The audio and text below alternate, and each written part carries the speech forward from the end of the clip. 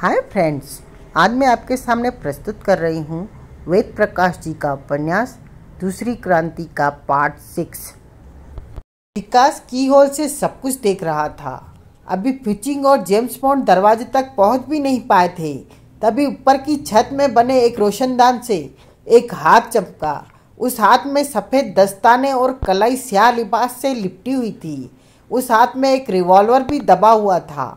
इसके पूर्व कि बॉन्ड अथवा फुचिंग दरवाजे तक पहुंचे, रोशनदान में चमकने वाला रिवॉल्वर गरज उठा। गोली फुचिंग और जेम्स बॉन्ड के रिवॉल्वर पर लगी। दोनों के रिवॉल्वर छिटक कर दूर जा गिरे। चौंक कर वे उस तरफ पलटे। घटनाक्रम कुछ इस तेजी से हुआ कि सभी चकरा कर रह गए। तभी वह इंसान छत के रोशनदान से कूदकर फर्श पर आ गया। उसके जिस्म पर स्याह लिबास था, परंतु हाथों के दस्ताने और चेहरे का निकाब एकदम दूध के भांति सफ़ेद था। हिलो मत बॉन्ड, वरना भून कर रख दूंगा। वह तेजी के साथ पैतरा बदलकर गुर्राया। फुचिंग और बॉन्ड ठिठक गए। जबर सी चीखता हुआ पीड़ा के कारण बेहोश हो चुका था। इधर विकास ने अपनी पूरी ताकत से दरवाजे को 2-3 टक्कर मारी और वह दरवाज़ा तोड़कर अंदर आ गया। जल्दी करो विकास, नकाबपोश बोला। फर्श पर पड़े हुए इनके रिवॉल्वर उठा दो, जल्दी करो, फायर की आवाज़ रंग लाएगी। विकास ने बिजली की सी गति से कार्य किया। दोनों रिवॉल्वर उठाकर उसने जेब के हवाले किए। सफ़ेद नकाबपोश प्रत्येक पल फुचिंग और बॉन्ड को कवर किए हुए था। विकास ने दोनों की तलाशी ले लेकर उन्हें खाली कर दिया। पलक झपकते ही उसने अभय सिंह के घायल और उच्चे जिस्म को कंधे पर लादा और फिर वे दोनों तेजी के साथ कमरे से बाहर निकल गए। इस काम में उन्हें केवल 1 मिनट लगा। बॉन्ड और फुचिंग जैसे जासूस अवाक से देखते रह गए। बॉन्ड और फुचिंग जैसे जासूस अवाक से देखते रहने के अतिरिक्त कुछ भी नहीं कर सके।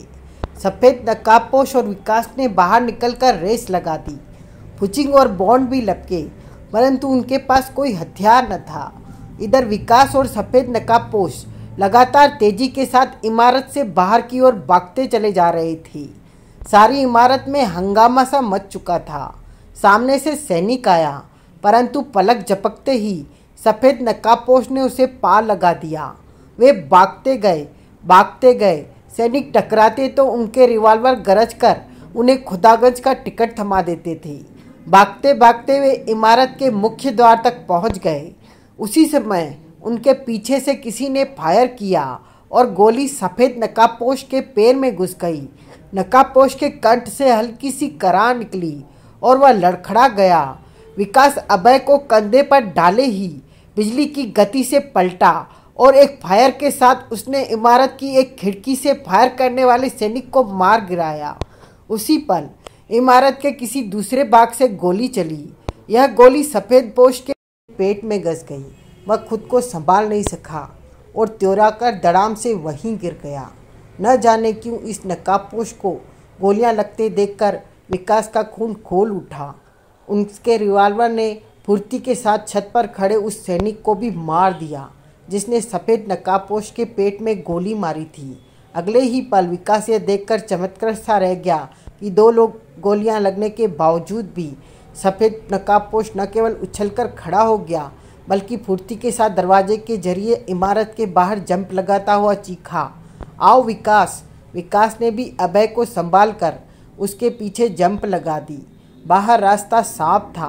विकास ने तेजी से पलटकर इमारत का मेन गेट बंद कर दिया। उसके बाद वे सूनी सड़क पर तेजी के साथ भागते चले गए।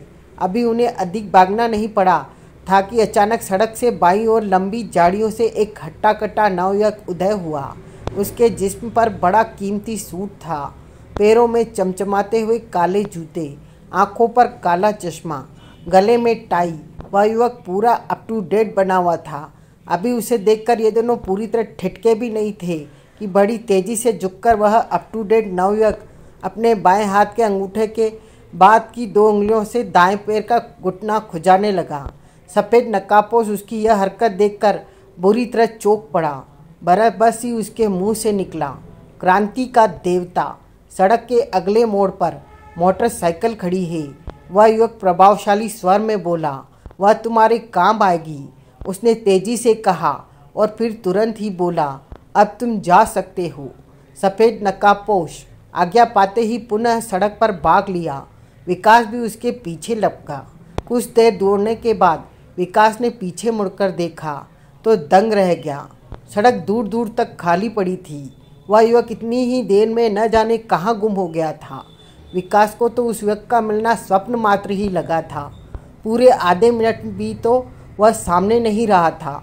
उसी पल उसी इमारत से जिससे विकास और सफ़ेद नकाबपोश भागकर आए थे, कुछ सैनिक सड़क पर आकर उनकी ओर भी दौड़ने लगे। उनमें बॉन्ड और पुचिंग नहीं थे। 2 गोलियां लगने के बाद भी सफ़ेद नकाबपोश तेजी के साथ दौड़ रहा था। उसके भागने में हल्की सी लड़खड़ाहट अवश्य थी, कदाचित उसके पैर में गोली लगने के कारण। एक हाथ से उसके पेट का वह भाग बीच रखा था जहां गोली लगी थी।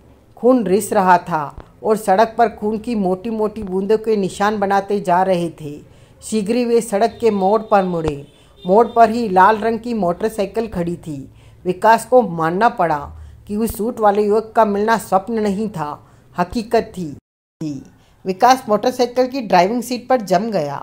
अभय सिंह उसके कंधे पर सुरक्षित था।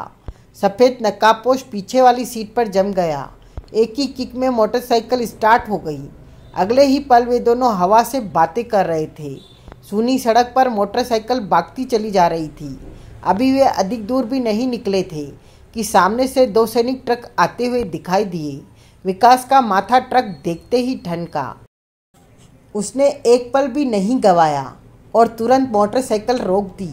सफ़ेद नकाबपोश ने तुरंत स्थिति को समझा और बोला, मैं दाईं ओर जाता हूँ, तुम बाईं ओर से मोर्चा संभालो। विकास के पास कुछ कहने के लिए समय नहीं था। उसने मोटरसाइकिल वहीं छोड़कर अभय सिंह को संभाला और बाईं तरफ जंप लगा दी। लंबी लंबी झाड़ियों में खुद को छुपाता हुआ वह ट्रक की दिशा में भाग रहा था। वह समझ गया था कि अब जबरदस्त टकराव होगा। यही सोचकर उसने अभय सिंह के उचेत और घायल जिस्म को एक तरफ लंबी झाड़ियों में छुपा दिया था। खुद रिवॉल्वर संभालकर पोजीशन लेने लगा। उधर सैनिक भी जैसे सब समझ गए। बाईं ओर झाड़ियाँ थी, इसलिए वे एक पल विकास पर नज़र रख नहीं सके, परंतु दाईं ओर झाड़ियाँ न होने के कारण सफ़ेद नकाबपोश उसकी नज़र में आ गया। अभी विकास ट्रक से काफ़ी दूर था। उसके हाथ में केवल रिवॉल्वर था और ट्रक रिवॉल्वर की रेंज से बाहर था। उसने देखा दोनों ट्रक रुक गए। ट्रकों में से अनेक गनों की नालों ने झाँका और रैट रैट रैट। विकास को देखते ही देखते अनेकों गोलियां सफ़ेद नकाबपोश के जिस्म में घस गई। सफ़ेद नकाबपोश लहराया। उसका जिस्म छलनी हो गया था। वह वहीं खेत में गिर गया।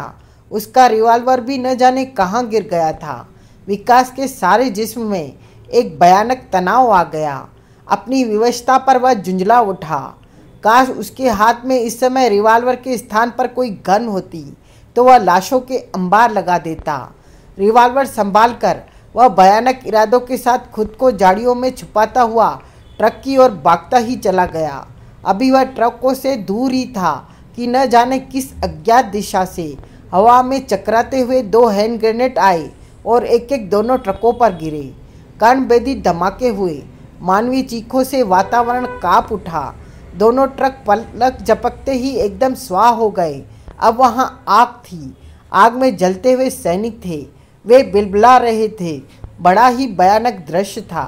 ट्रकों की ओर बढ़ते हुए विकास के कदम ठिठक गए। एक पल उसने उधर का भयानक दृश्य देखा और फिर सड़क से बीच से होता हुआ सफ़ेद नकाबपोश की ओर भागा। जब वह उसके करीब पहुंचा तो उसने देखा देश के उस पागल दीवाने की लाश खेत में पड़ी थी। अनगिनत गोलियां उसके जिस्म में घसी हुई थी। सारा जिस्म छलनी था। उसके चारों ओर खून ही खून था। चेहरे पर अभी तक नकाब था, मानो अब भी बताना न चाहता हो कि देश पर कुर्बान होने वाला वह पागल दीवाना कौन है। विकास धीमे से उसके करीब बैठ गया। बड़े ध्यान से इस महान रहस्यमय क्रांतिकारी को देखा। कैसे हैं ये लोग जो हंसते हंसते मर जाते हैं, अपने देश की गुलामी के बंधन खोलते खोलते शहीद हो जाते हैं। कैसे हैं ये लोग। विकास की इच्छा हुई कि यह देखे कि वह महान आत्मा कौन है। विकास ने हाथ बढ़ाया। उस जैसे लड़के का हाथ भी नकाब की ओर बढ़ता हुआ कांप उठा। कांपते हाथों से उसने इस शहीद का नकाब उलट दिया। अरे, उसके मुंह से निकला। दिल को ऐसा तेज धक्का लगा जैसे किसी ने जोर से हासा मारा हो। आकाश में तैरता विकास जैसे एकदम धरती पर आ गिरा। उसका दिल चाहा कि वह इस लाश से लिपटकर फूट फूट कर रो पड़े। लगेंगे हर बरस मेले शहीदों की चिताओं पर, वतन पर मरने वालों का यही बाकी निशा होगा। किसी ने बरई आवाज़ से ये पंक्तियाँ कही तो एक झटके के साथ विकास ने उधर देखा। सामने मेले कुचले कपड़े पहने एक सरदार खड़ा था, जिसके चेहरे पर घनी गाढ़ी मूछें थी, गंदी पेंट और कमीज पहने था। वे 4 पंक्तियाँ उसी ने कही थी। विकास ने देखा, उस सरदार की आंखों में आंसू थे। अगले ही पल सरदार जी की हरकत देखकर विकास उछल पड़ा। रोता रोता वह सरदार अपने बाएं हाथ के अंगूठे के पास की 2 उंगलियों से दाएं पैर का घुटना खुजा रहा था। मेरे दिमाग में एक योजना है, जेम्स बॉन्ड ने अपने सामने बैठे हुए फुचिंग को घूरते हुए कहा। क्या? फुचिंग ने जेम्स बॉन्ड की आंखों में आंखें डालकर कहा। इस समय उस कक्ष में केवल वे दोनों ही थे। उनके बीच में एक मेज पड़ी हुई थी। एक दूसरे की ओर झुके हुए वे इतने धीमे स्वर में बातें कर रहे थे कि वातावरण खुद ही रहस्यमय सा बन गया था। यह राजमहल का छोटा सा कक्ष था। द्वार अंदर से पूरी तरह बंद था। बाहर बॉन्ड के विश्वस्त सैनिकों का पहरा था और इस समय कमरे के आसपास दिखाई देने वाले संदिग्ध व्यक्ति को गोली से मार देने का आदेश था। कमरे में बंद खिड़कियों के शीशों से छनकर प्रकाश आ रहा था। यह तो हम पूरी तरह जान चुके हैं कि गुलशनगढ़ साधारण स्टेट न होकर विजय से संबंधित है। बॉन्ड ने उसकी ओर झुककर धीमे से कहा। इस बात का सीधा सा मतलब है कि यहाँ कब्जा करना इतना सरल नहीं रहा जितना पहले था। इस स्टेट से भारत की खतरनाक हस्तियों का बड़ा गहरा मतलब निकल आया है। अभी तक हम शक्ति से काम ले रहे थे, लेकिन अब बुद्धि से लेना होगा। तुम जानते हो, इस समय विजय मेरी कैद में है। मेरे हाथ में ऐसा सशक्त पॉइंट आ चुका है कि मैं विकास, अभय, निर्भय इत्यादि सबको हिलाकर रख दूंगा। खैर, उस पॉइंट पर तो कार्य होगा ही, लेकिन पहले तुम मेरी यह योजना सुनो। कहने के बाद जेम्स बॉन्ड ने सांस ली और पुनः बोला। हमें सफ़ेद नकाबपोश और विकास करारी मात दे गए। हमारी आंखों के सामने से वे अभय सिंह को न केवल ले गए, बल्कि विकास ने इस बार अपने आल्पिन का कमाल दिखाकर जबर सिंह की एक आंख फोड़ दी। हमारे अनेक सैनिकों को मार डाला। दस्ती बम द्वारा 2 ट्रक उड़ा दिए गए। वह सब मैं जानता हूँ। फुचिंग थोड़ा उबकर बोला। तुम मुझे इस योजना के बारे में बताओ। सुनकर मुस्कुराया बॉन्ड। बोला, लगता है फुचिंग, तुम्हारी यही कमी है। मानता हूँ तुम एक अच्छा दिमाग रखते हो, लेकिन तुम्हारे दिमाग में हमेशा जल्दबाजी रहती है। किसी भी बात को अगर पूरी तरह समझ लिया जाए और उसके बाद उन्हीं परिस्थितियों में काम किया जाए तो जासूस कभी असफल नहीं हो सकता। और तुम्हारे अंदर यह कमी है कि तुम फालतू की बातें बहुत करते हो। फुचिंग झुंझला गया। जेम्स बॉन्ड एक बार फिर मुस्कुरा दिया। जिसे तुम बेकार की बातें समझते हो, दरअसल वे ही महत्वपूर्ण होती है। सुनो, हमारे सामने यह भी स्पष्ट हो चुका है अब गुलशनगढ़ पर एक प्रकार से हमारा शासन हो चुका है। यहाँ की जनता हमारी शक्ति के सामने झुक गई है, लेकिन एक दल है जो हमारे विरोध में क्रांति कर रहा है। उसे अगर यहाँ के कुछ जोशीले युवकों का दल कहा जाए तो गलत नहीं होगा, परंतु यह भी संभव है कि विकास और अल्फासे जैसे खतरनाक लोगों का भी उसमें हाथ हो। खैर, इसका तो बाद में भी पता लग चुका है। वह इस दल का नेता कोई क्रांति का देवता है।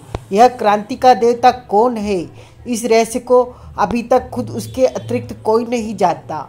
यह भी हो सकता है कि हमारे ग्रुप का कोई इंसान हो। इसलिए मैंने तुम्हें बुलाया है ताकि मेरी योजना के बारे में तुम्हारे अतिरिक्त कोई न जान सके। अभी तक तुमने योजना नहीं बताई। फुचिंग उकता गया। योजना भी सुनो, बॉन्ड ने कहा।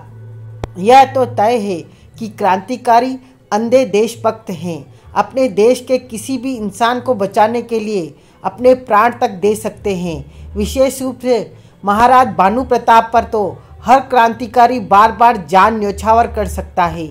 मैं अब भी नहीं समझा। पुचिंग बोला, स्पष्ट करो, क्यों न तुम भानु प्रताप बन जाओ? जेम्स बॉन्ड ने कहा। पुचिंग के मस्तिष्क में एक विस्फोट सा हुआ। एक पल के लिए वह जेम्स बॉन्ड के चेहरे को देखता रह गया, फिर मुस्कुराता हुआ बोला, अब मैं तुम्हारी योजना समझ गया। क्या समझे? बॉन्ड ने मुस्कुराकर पूछा। अब न समझने वाली कोई बात नहीं है, पुचिंग ने कहा। भानु प्रताप उस स्टीमर में ही समाप्त हो चुका है जिसे हमारे सैनिकों के दस्ती बम ने उड़ा दिया था। वहाँ केवल अभय हमें मिला था जिसे हम उठाकर यहाँ ले आए थे। तुम चाहते हो कि मैं भी भानु प्रताप बनकर? कहता कहता अचानक पुचिंग रुक गया, फिर खुद ही बोला, लेकिन कहीं भानु प्रताप भी जिंदा न हो।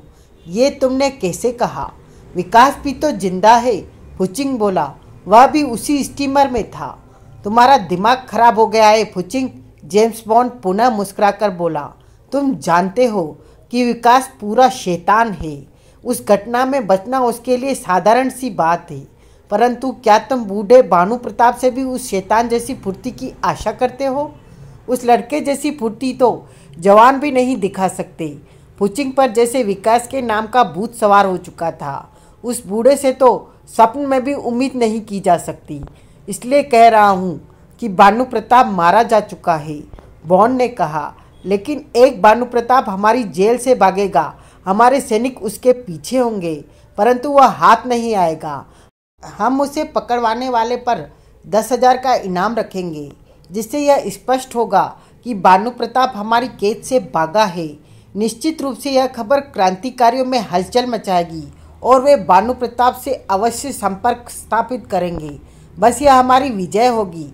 तो भानु कैद से कब भाग रहा है? पुचिंग ने मुस्कुराकर प्रश्न किया। योजना पसंद आई? बॉन्ड ने पूछा। अगर पसंद नहीं आती तो मैं कार्यवाही करने का समय नहीं पूछता। अब से केवल 1 घंटे बाद भागने वाला है, बॉन्ड ने कहा। उसके बाद दोनों के कह-कहो से कमरा गूंज उठा। उसके संपूर्ण जिस्म पर लिबास था और चेहरे पर दूध जैसे सफ़ेद कपड़े का नकाब। इस समय वह एक तेज बहाव वाली नदी में तैर रहा था। कदाचित वह नदी के पार जाना चाहता था। तैरने का वह पूरी तरह अभ्यस्त जान पड़ता था। बड़ी निश्चितता के साथ वह तैरता जा रहा था। उसके तैरने से यह स्पष्ट था कि वह जल्दी से जल्दी नदी के पार जाना चाहता है। जल्दी ही वह नदी के पार कर गया। नदी के दूसरे किनारे पर पहुंचकर उसने अपने गीले लिबास निचोड़ने इत्यादि का कोई प्रयास नहीं किया, बल्कि इस तरह की फुर्ती के साथ आगे बढ़ गया मानो उसे अपनी मंजिल का पूरी तरह ध्यान हो। इस समय वह घनी झाड़ियों और ऊंचे ऊंचे वृक्षों के बीच से गुजर रहा था। सफ़ेद नकाब उसके चेहरे से चिपक चुका था। लाल आंखें दहक रही थी। वह आगे बढ़ ही रहा था कि अचानक एक काला नकाबपोश उसके सामने आ गया। सफ़ेद नकाबपोश ठिठक गया। काले नकाबपोश ने सफ़ेद नकाब वाले को देखते ही इस प्रकार अभिवादन किया मानो वह उसका अधिकारी हो। लहू की पुकार है, सफ़ेद नकाबपोश ने कहा। सांस कह रही है, सफ़ेद नकाबपोश पुनः बोला। गुलामी की हवा में दम घुटता है, जवाब जैसे हाजिर था। चलो। दोनों वाक्यों के आदान प्रदान के बाद सफ़ेद नकाबपोश आदेशात्मक स्वर में बोला। ऐसा लगता था जैसे उनकी यह वार्ता एक दूसरे को पहचानने और यह देखने के लिए कि नकाब के पीछे सही चेहरे हैं या नहीं हैं। दरअसल ये वे कोड के वाक्य थे और उनकी सहायता से दोनों ने एक दूसरे को पहचान लिया था। सफ़ेद नकाबपोश का आदेश प्राप्त होते ही एक झटके के साथ काला नकाबपोश बिना एक शब्द कहे मुड़ गया।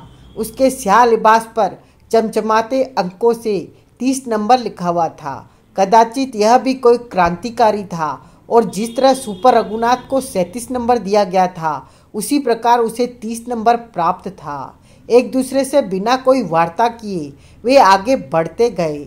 नंबर 30 उसे एक पुराने किले में ले गया।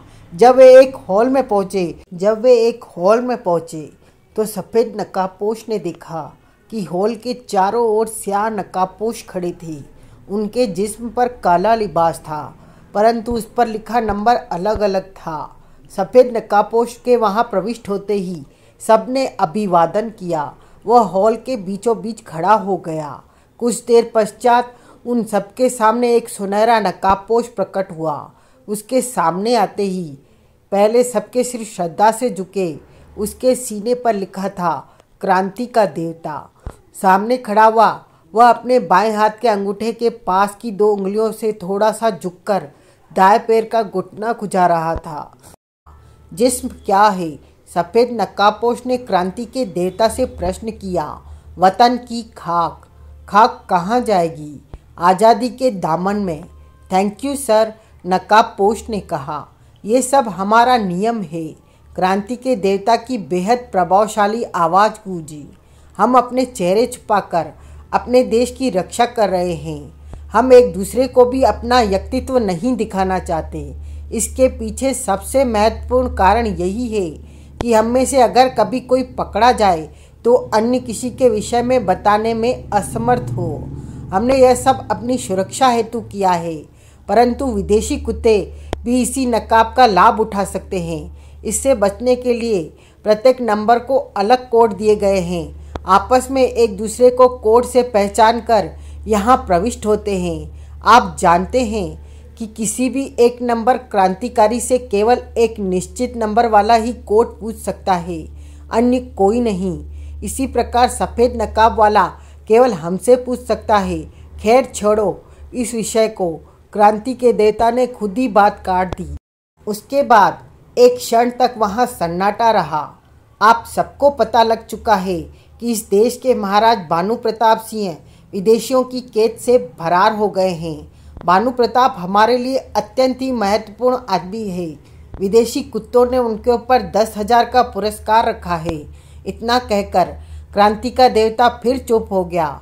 एक क्षण के सन्नाटे के बाद पुनः आवाज़ गूंजी। अब हमारा सबसे पहला कार्य भानु प्रताप को विदेशियों से सुरक्षित रखकर अपने दल में मिलाना है।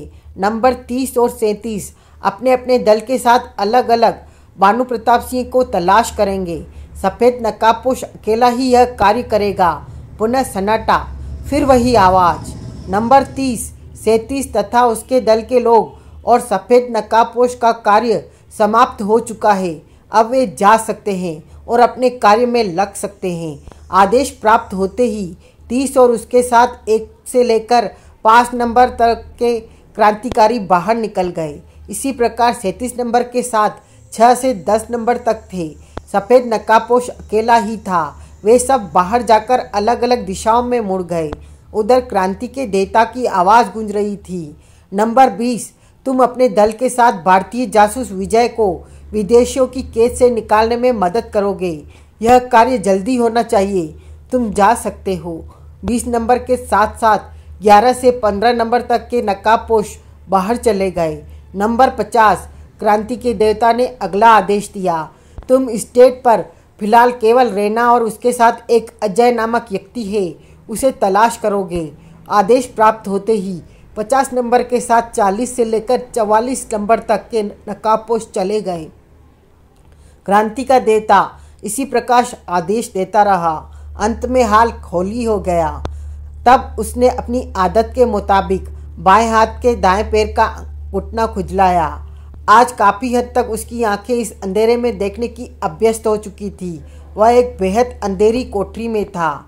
उसे नहीं पता था कि वह यहाँ कब से कैद है। उसे तो केवल इतना पता था कि उस समय जब अचानक गुलशनगढ़ पर अमेरिका, ब्रिटेन और चीन का संयुक्त हमला हुआ था, उसके सभी साथी बिछुड़ गए थे। सभी साथी बिछुड़ गए। उसे यह भी पता नहीं लगा कि अभय सिंह, निर्भय सिंह, रैना इत्यादि का क्या हुआ। हमला इतना अचानक और भयानक हुआ कि किसी को किसी का पता नहीं रहा। सैनिकों से लड़ता लड़ता वह भी बेहोश हो गया और जब उसकी आंख खुली तो उसने अंधेरी कोठरी में खुद को एक कैदी के रूप में पाया। उसे नहीं पता था यहाँ उसे कितना समय गुजर गया। रह रहकर उसके कानों में विस्फोट की आवाज़ें आ रही थी। इसका सीधा सा अर्थ यह था अब भी वह गुलशनगढ़ में ही था। प्रत्येक पल वह इस कैद से बाहर निकलने के लिए तड़प रहा था, परंतु अभी तक वह यह भी नहीं जान पाया था कि वह किसकी कैद में है। जब से उसे होश आया था तब से कोई भी उसकी खैर खबर लेने नहीं आया था। कई बार वह उस अंधेरी कोठरी की दीवार के साथ साथ घूमकर निरीक्षण कर चुका था, लेकिन उसे कोठरी का दरवाज़ा कहीं नजर नहीं आया था। थक हार कर वह कोठरी के बीचों बीच फर्श पर बैठ गया था, परंतु उसे चैन नहीं था। वह एक बार पुनः उठा और कोठरी के दीवारों को टटोलने लगा। अभी उसे इस क्रिया को करते हुए 2 मिनट ही हुए थे कि कमरे की एक तरफ की दीवार किसी शटर के भांति उठती चली गई। अपनी तरफ से पूरी फुर्ती के साथ वह उस पर पलटते ही वह ठिठक गया।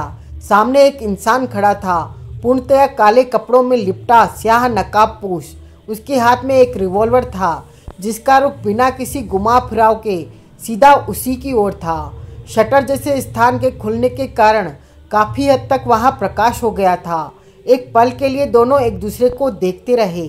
कैदी उस नकाबपोश की लाल आंखों में आंखें डालकर बोला, कौन हो तुम? अगर यही प्रश्न मैं तुमसे करूं? स्याह नकाबपोश की प्रभावशाली आवाज़ गूंजी। अगर तुम मुझे जानते नहीं तो तुमने मुझे यहाँ कैद क्यों किया है? कैदी दृढ़ स्वर में बोला, मुझे यहाँ कैद करके तुम्हें क्या लाभ होगा? मैं तो जानता हूँ कि तुम कौन हो। शाहपोश का स्वर संयत था। तुम एक देशभक्त इंसान हो, जबकि तुम्हें देश का गद्दार होना चाहिए था। क्या बकते हो? कैदी गुर्रा उठा। देशभक्त को देश का गद्दार बनाना चाहते हो?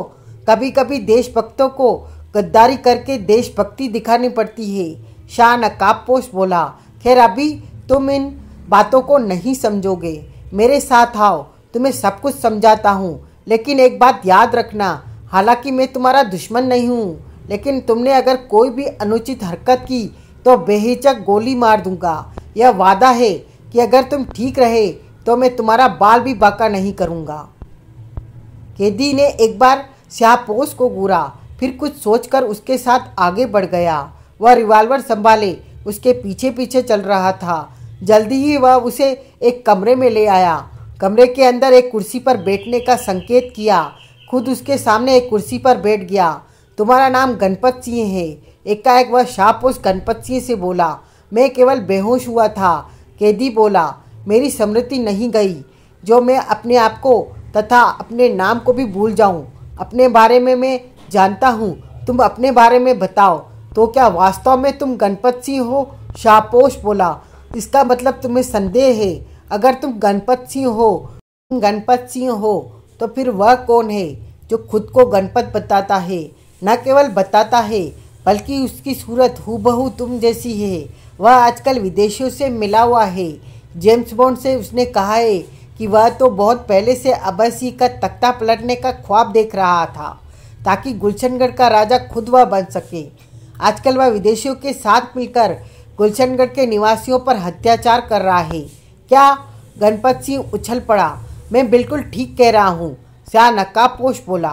गुलशनगढ़ का बच्चा बच्चा जान गया है कि मंत्री गणपत सिंह गद्दार हो गया है।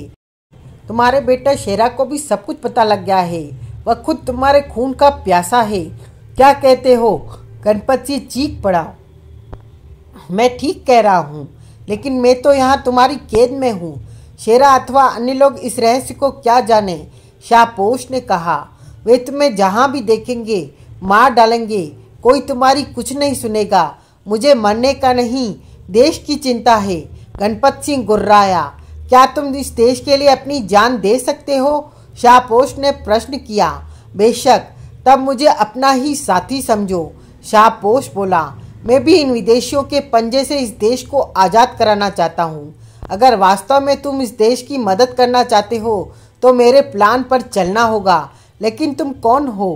गणपत सिंह ने प्रश्न किया। यकीन मानो दोस्त, अगर तुम वास्तव में देशभक्त हो तो मैं तुम्हारा साथी हूँ। शाह नकाबपोश बोला, किसी खास वजह से अभी मैं अपना व्यक्तित्व खोलना नहीं चाहता। मैं मनसा देवता को साक्षी मानकर कह सकता हूँ, मैं तुम्हारे साथ हूँ। गणपत को यकीन करना पड़ा। मनसा देवता को साक्षी मानकर कोई भी व्यक्ति झूठ नहीं बोल सकता। गुलशनगढ़ के अन्य निवासियों के भांति उसका भी मनसा देवता पर दृढ़ विश्वास था। मनसा देवता को साक्षी मानकर अगर कोई झूठ बोलेगा भी तो उसका खुद ही अनिष्ट होगा। एक पल के लिए वह शाहपोश को देखता रहा, फिर बोला, अगर तुम मेरे दोस्त हो तो तुमने मुझे कैद क्यों किया?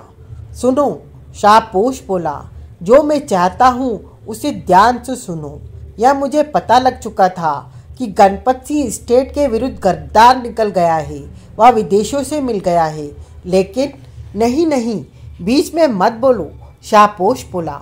जरा ध्यान से बिना भड़के मेरी बात सुनो, खुद ही सब कुछ तुम्हारे दिमाग में आ जाएगा। हाँ, तो मुझे गणपत की गद्दारी के विषय में पता लग चुका था। जिस समय अचानक 3 देशों ने हम पर हमला किया, उस समय तुम मुझे चमके।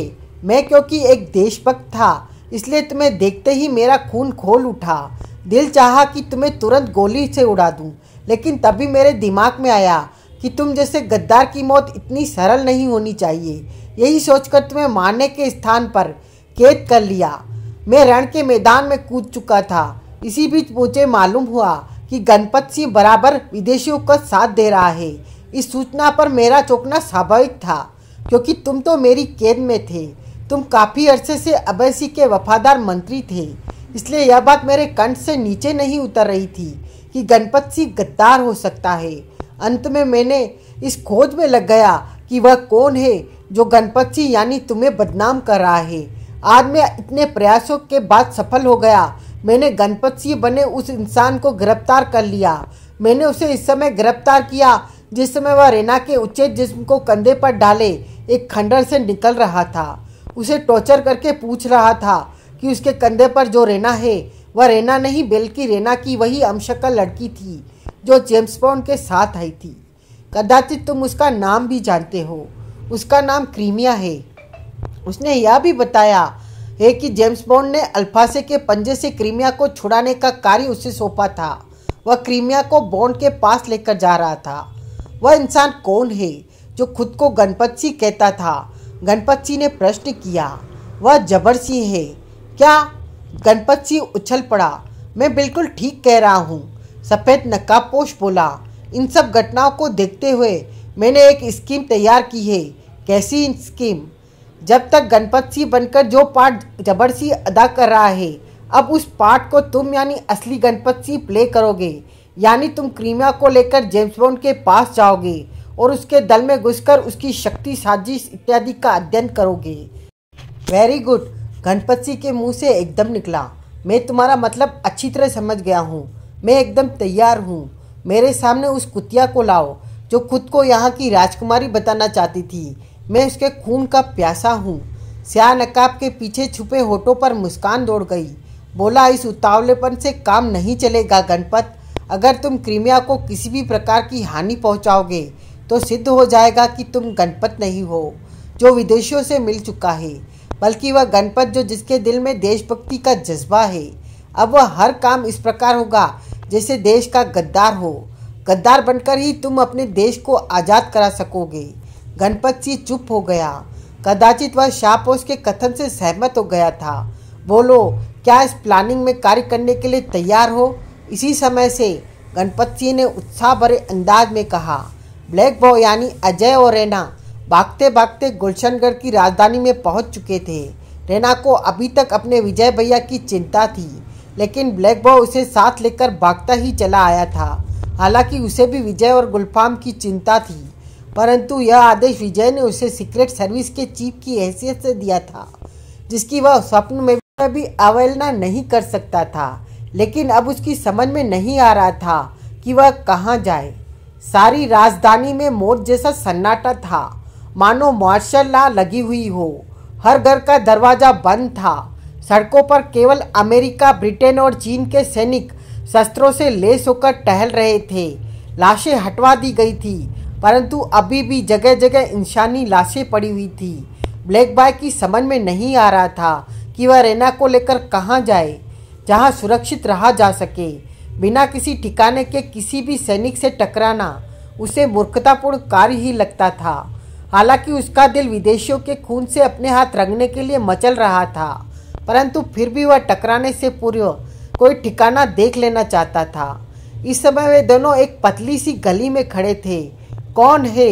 अचानक एक कड़कड़ाती हुई आवाज़ दोनों के कानों में पड़ी। बड़ी तेजी के साथ दोनों पीछे पलटे। दाएं। सोचने समझने का अवसर ही नहीं मिला। एक फायर की आवाज़ से निशब्दता के गाल पर एक जोरदार चपत जड़ दिया। सैनिक एक चीख के साथ ढेर हो गया। चौंककर ब्लैक बॉय ने रैना की ओर देखा। उसकी आंखें हैरत से फैल गई। रैना के हाथ में एक रिवॉल्वर था, जिसकी नाल से अब भी धुआं निकल रहा था। ब्लैक बॉय रैना की इस फुर्ती पर चकित रह गया। वह केवल एक सैनिक था जो उसके पीछे गली में से आया था, लेकिन रैना ने उसे मौत की गहरी नींद सुला दिया था। उसने रैना की ओर देखा। उसकी आंखें धधक रही थी। चेहरा दहककर मौत से भी ज्यादा क्रूर हो गया था। हरामजादा कुत्ता! दांतों पर दांत जमाकर वह गुर्रा उठी। तभी सड़क पर से इस प्रकार की आहटें आने लगी जैसे अनेक सैनिक भागते हुए इधर आ रहे हैं। ब्लैक बॉय समझ गया कि गोली की आवाज़ रंग लाई है।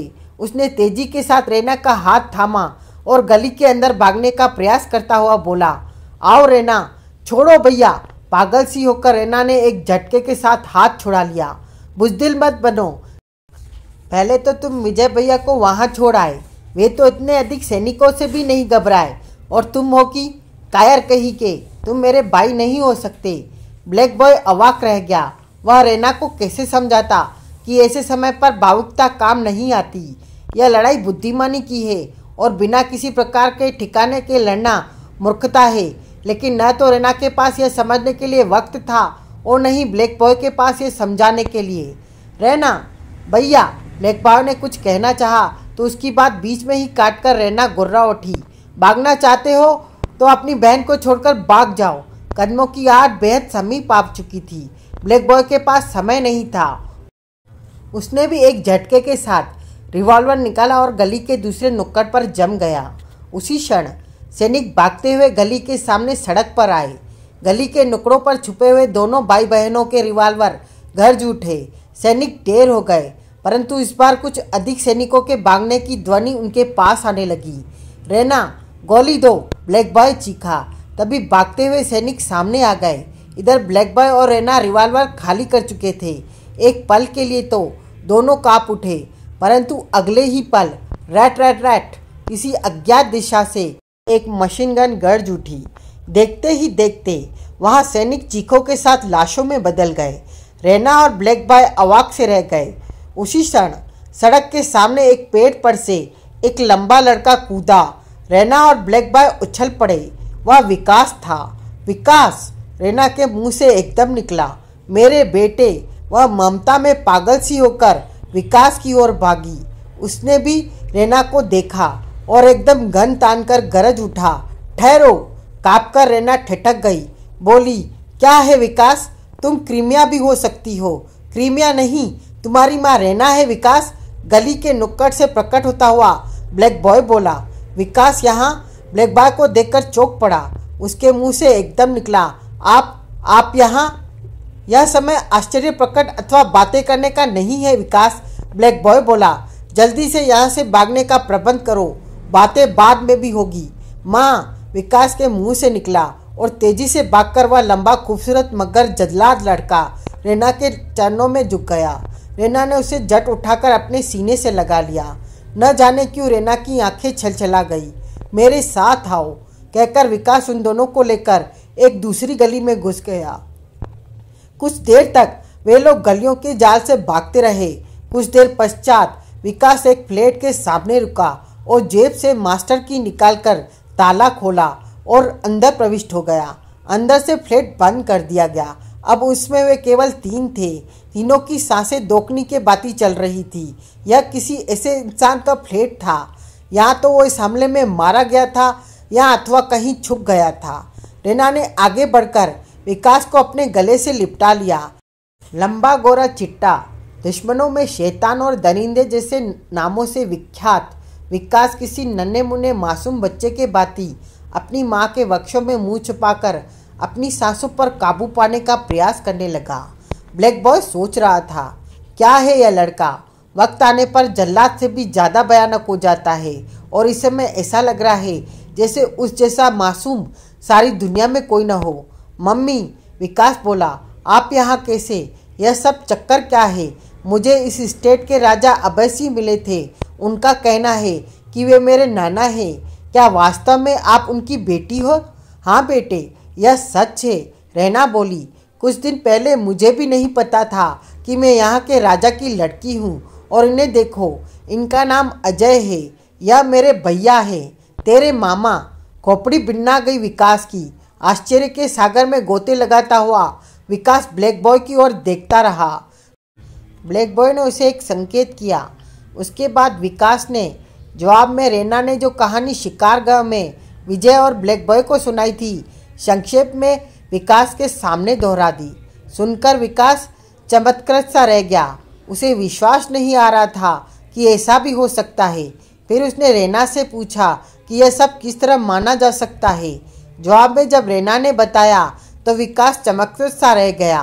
विधाता इतने रहस्य एक साथ खोल रहा था। युगों के बिछड़े रिश्ते एक साथ मिल रहे थे। हैं, यह सारी कहानी समाप्त हो गई तो रेना ने विकास से पूछा, लेकिन बेटे तुम यहाँ कैसे पहुँच गए? रेना उत्तर की प्रतीक्षा किए बिना कहती ही चली गई, तुम्हारे डैडी भी यही है। मैंने उन्हें उस खंडर में देखा था जहाँ मैं क्रीमिया से टकराई थी। उन्हें मैंने केवल एक क्षण के लिए देखा था। वे खून से लथपथ थे विकास, पता नहीं उन पर क्या बीत रही होगी। उस समय मेरा दिल तो चाहा था कि उनसे बातें करूं, लेकिन मेरे सिर पर क्रीमिया का अंत करने का भूत सवार था। वह भाग गई थी, इसलिए मैं किसी भी कीमत पर उसे चुंगल से निकलने नहीं देना चाहती थी। उस समय मैंने सोचा कि क्रीमिया को सबक दे दूं, तब उनसे मिलूंगी, लेकिन इसे दुर्भाग्य ही कहा जाएगा कि एक अज्ञात इंसान की मदद से वह मेरे हाथ से निकलने में सफल हो गई।